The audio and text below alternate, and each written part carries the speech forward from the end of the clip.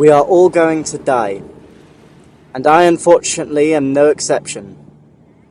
We'd all like to live a bit longer, and here I fortunately am also no exception. No, I don't want to extend my life in order to live to 100. I want to live my young, full life a bit longer, to walk, or even better, to run. And I want to be the one who decides all of this. We're all going to die, and after death our dutiful relatives will visit our graves, wear sad expressions on their faces, stand in front of the cross or gravestone, look at our portraits, forgetting entirely that crosses are planted at the feet of the departed. So now the whole mournful company is standing on his head, gazing tenderly at his portrait, etched in the granite. I don't want people trampling on my head even after I'm dead. I don't want my children and grandchildren to remember me as a portrait on a slab of granite. I don't want a grave. When I was a child, just 4 years old, I went to my grandfather's funeral. After the funeral, I was stunned to discover that they won't be digging my granddad up again. He had died, and that was it, forever. Never take your children to a funeral. We're all going to die, each in our own way. Some will die quietly, as though closing the door to the bedroom of a child who has only just fallen asleep.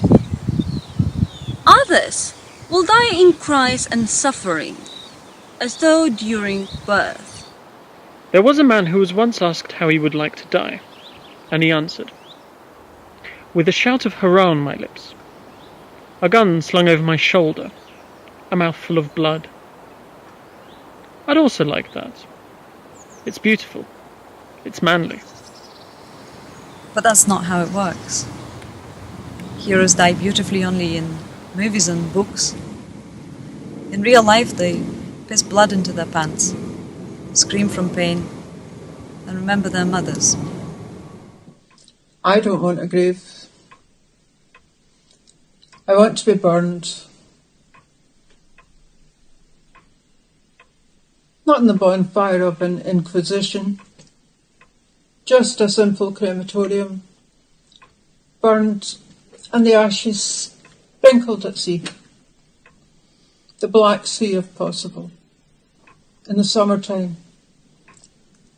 The sun is shining, a stiff wind blowing. Even autumn and raining wouldn't be so bad. But if I kick the bucket in November, don't wait until summer. Otherwise, guests will call round asking, "What's in the vase there?" That's our granda.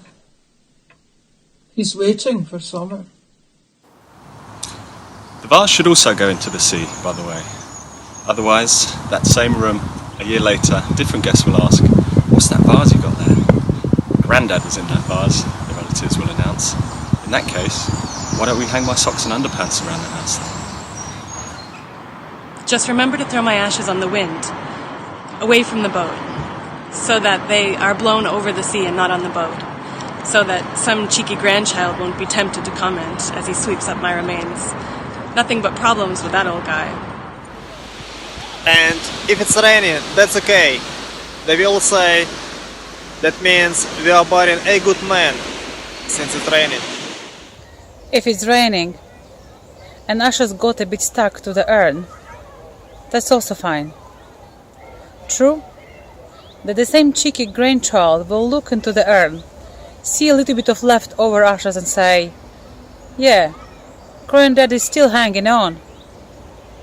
But that's fine. Just throw urn into the sea too. So that there's nothing left. Nothing at all. Just memories. And the things I did. And my friends. And you? And then I will always be with you.